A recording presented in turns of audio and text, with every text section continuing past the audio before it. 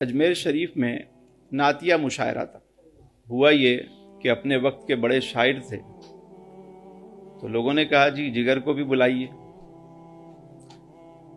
جگر یوں تو بہت بڑے شاعر تھے، غالب کی طرح بڑا ایک نام تھا، شہرہ تھا، لیکن جو اکثر شعراء کو بیماری ہوتی ہے وہ انہیں بھی تھی۔ تو یہ جو میں نوشی ہے وہ عادت اس قدر تھی کہ وہ مشاعرے میں بھی ساتھ میں مشروب مغرب رکھتے تھے۔ تو لوگوں نے کہا کہ نعتیہ مشاعرہ ہے، ایسے شخص کو تو نہیں بلانا چاہیے۔ شاعر بہت بڑے ہیں، لیکن اب جو انتظامیہ تھی اس میں اختلاف پیدا ہو گیا۔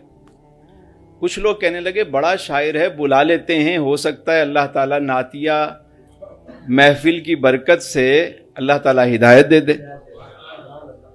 دیکھیے نا، ہر گناہ گار کا ایک مستقبل ہے۔ ایک طبقہ تھا وہ کہنے لگے نہیں، آرا دو طرح کی ہو گئی۔ کچھ حضرات کہنے لگے کہ آپ بلائیے، اور کچھ کہنے لگے نہ بلائیے۔ بات آگے بڑھتی گئی یہاں تک کہ سب قائل ہو گئے کہ اتنا بڑا وقت کا جو شاعر ہے اس کو لازمی بلانا چاہیے۔ کہا اچھا جی چلتے ہیں۔ جب وہاں پہنچے جگر صاحب کے پاس مراد آباد میں، انہوں نے جب یہ دعوت سنی تو کہنے لگے بھائی میں تو نہیں آ سکتا، میری طرف سے تو معذرت قبول کریں۔ کہا کیوں؟ کہا میں اتنا سیاہ کار گناہ گار انسان، میں اپنے آپ کو اس لائق ہی نہیں سمجھتا کہ اتنی عظیم محفل میں جاؤں اور اسٹیج پر میں نعت سناؤں۔ میں نے تو کبھی نعت لکھی ہی نہیں۔ ان کا تو تخلص ہی تھا، لقب ہی تھا رئیس المتغزلین، غزل لکھتے تھے، غزل کے بادشاہ۔ میں نے تو نعت نہیں لکھی، کبھی نعت نہیں کہی، تو میں تو نہیں آ سکتا، میری طرف سے معذرت قبول کر۔ اب ایک نئی صورتحال پیدا ہو گئی۔ پہلے تو سب چاہ رہے تھے کہ جگر کو بلائیں یا نہ بلائیں، اب یہ ہے کہ جگر صاحب ہی نہیں آ رہے۔ پھر وہی جو ہوتا ہے رفیقان محبت کا طریقہ کہ فورس کرواتے ہیں، کبھی ان سے بات کروائی، کبھی ان کو کہا، کچھ دوست احباب کو لے گئے کہ جگر کو راضی کرو۔ بڑی مشکل سے یاران محبت رفیقان طریقت نے قائل کر ہی لیا اور وہ تیار ہو گئے۔ کہنے لگے چلیں آپ حضرات کی بات میں رکھتا ہوں، اتنی بڑی ہستیاں، اس میں علماء بھی بعض تھے، انہوں نے راضی کیا انہیں کہ آپ آئیے۔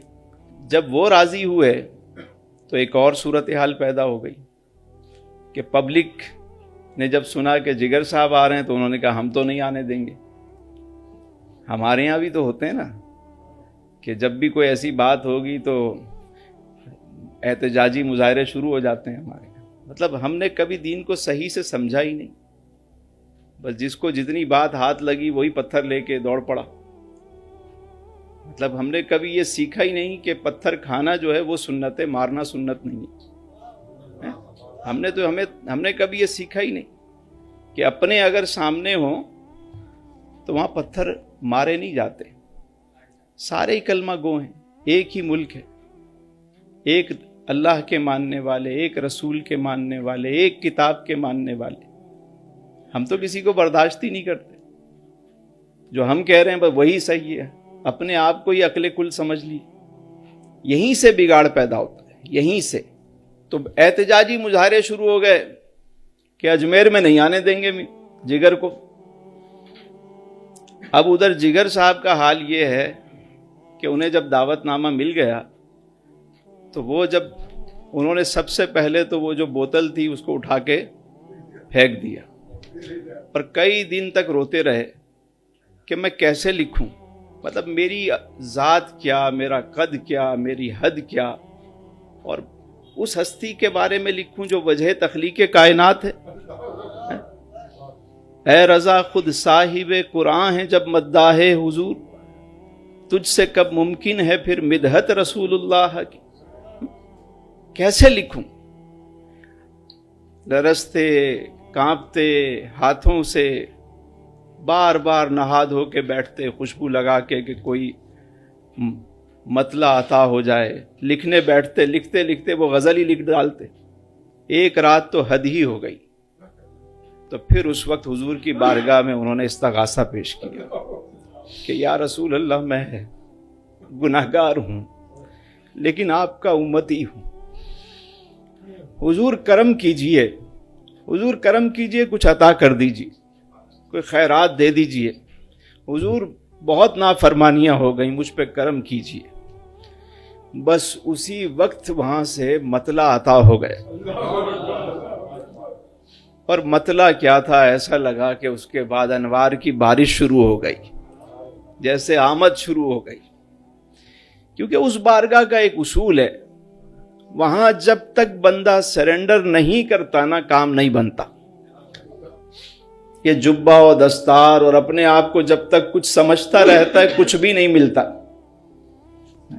اور جہاں کہتے ہیں تو ہی تو، میں نہیں تو ہی تو، جب وہاں بات آتی ہے تو پھر وہاں سے شروعات ہوتی ہے۔ تو جگر صاحب نے جب سرنڈر کیا تو کرم ہو گیا۔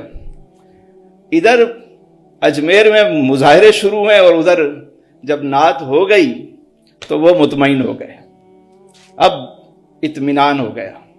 انتظامیہ نے کہا کہ آپ 3 دن پہلے آ جائیں، اور ایک جگہ ان کو آ کر چھپا دیا گیا، کسی کو پتہ نہ چلے۔ مشاعرے والے دن آئیں گے تو اسٹیشن پہ ہی افراتفری ہو جائے گی، لوگ تو انتظار میں تھے۔ آ گئے، کسی کے گھر میں رہنے لگے خاموشی سے، کبھی یہاں مظاہرے کی خبر، کبھی وہاں۔ جگر صاحب خاموشی سے سن رہے اور مسکرا رہے ہیں۔ اب اطمینان ہے۔ اطمینان کب آتا ہے؟ جب وہاں سے کنیکشن جڑ جاتا ہے، بندہ جب سنکرونائز ہوتا ہے نا، سسٹم سیٹ ہو جاتا ہے۔ جگر صاحب مطمئن بیٹھے میں، مشاعرے کا دن آ گیا، مشاعرہ شروع ہو گیا۔ اب پبلک ہی پبلک، مجمع ہی مجمع، بہت بڑا عظیم الشان مشاعرہ۔ جگر صاحب کو اسٹیج پہ نہیں بٹھایا گیا، پیچھے کہیں چھپایا ہوا ہے۔ اچانک مائک پہ اعلان ہوتا ہے کہ رئیس المتغزلین جگر مراد آبادی ہدایہ نعت پیش کریں گے۔ اب جیسے ہی اعلان ہوا، جگر صاحب مائک پہ آئے، مجمع کھڑا ہو گیا، نہیں پڑھنے دیں گے، نہیں پڑھنے دیں گے، نہیں سنیں گے تم سے۔ جب شور بڑھا تو انہوں نے مائک پہ ایک جملہ کہا، انہوں نے کہا حضرات یہ بتائیں میں پسند نہیں ہوں یا حضور کی نعت نہیں پسند؟ اگر میں پسند نہیں ہوں تو وہ الگ بات ہے، یہ نہ دیکھیں کون کہہ رہا ہے، یہ دیکھیں کیا کہہ رہا ہے۔ مجمع چند لمحے کے لیے خاموش ہوا، اور جگر صاحب نے جو کلام لکھا وہ کہنا شروع کیا۔ کیا کہتے ہیں سنیے۔ ایک رند ہے اور مدحت سلطان مدینہ۔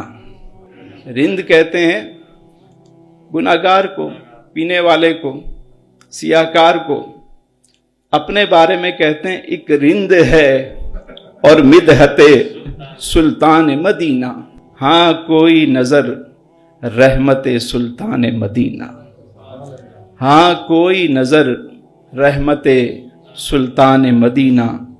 تو صبح ازل آئینہ حسن ازل بھی، اے صلی علی صورت سلطان مدینہ۔ اے خاک مدینہ تیری گلیوں کے تصدق، تو خلد ہے تو جنت سلطان مدینہ۔ اس طرح کہ ہر سانس ہو مصروف عبادت، اس طرح کہ ہر سانس ہو مصروف عبادت، دیکھوں میں در دولت سلطان مدینہ، دیکھوں میں در دولت۔ پھر کیا کہتے ہیں مجمع کو دیکھ کر؟ مجمع تو بالکل خاموش، لوگ رو رہے ہیں۔ اس امت آسی سے نہ منہ پھیر خود آیا، اس امت آسی سے نہ منہ پھیر خود آیا، نازک ہے بہت غیرت سلطان مدینہ۔ کچھ اور نہیں کام جگر مجھ کو کسی سے، کچھ اور نہیں کام جگر مجھ کو کسی سے، کافی ہے بس ایک نسبت سلطان مدینہ، کافی ہے بس ایک نسبت سلطان مدینہ، ایک رند ہے اور مدحت سلطان مدینہ، ہاں کوئی نظر رحمت سلطان مدینہ۔ اس کے بعد یہ حال ہو گیا کہ سرکار کا ایسا کرم ہوا کہ انہوں نے داڑھی شریف بھی رکھ لی، شراب نوشی سب ختم، اور پھر جو نعتیں اس کے بعد انہوں نے لکھی، شاہکار کلام لکھے، اور چہرے پہ رونق بھی آ گئی، نور بھی آ گیا۔ لوگ پہلے شاعر کے حوالے سے جانتے تھے، اب حضور کی نعتیں سننے آتے، ان کا چہرہ دیکھ دیکھ کے خوش ہوتے۔ کسی نے ایک دن پوچھا کہ جگر میاں یہ اتنی رونق چہرے پہ کیسے آئی، یہ کمال کیسے حاصل ہوا؟ کہتے ہیں میرا کمال عشق میں اتنا ہے اے جگر، میرا کمال عشق میں اتنا ہے اے جگر، وہ مجھ پہ چھا گئے میں زمانے پہ چھا گیا، وہ مجھ پہ چھا گئے میں زمانے پہ چھا گیا، میرا کمال عشق میں اتنا ہے اے جگر، وہ مجھ پہ چھا گئے زمانے پہ چھا گئے۔ یہ یاد رکھیے کہ کسی کو کمتر نہ سمجھے، اللہ تعالیٰ کب کسی پر اپنا کرم کرے۔ بس ایک کام ہونا چاہیے کہ جو منتظمین نے کیا کہ کسی شخص کو نہ وہاں اس کا کنیکشن جوڑنے میں مدد کر دو۔ یہ امت سدھر سکتی ہے، ہمارا حال بہتر ہو سکتا ہے تو ایک ہی شے ہے، وہ سرکار کی طرف جس کی توجہ ہو گئی، وہاں سے کرم ہو گیا، معاملات سیدھے ہو گئے۔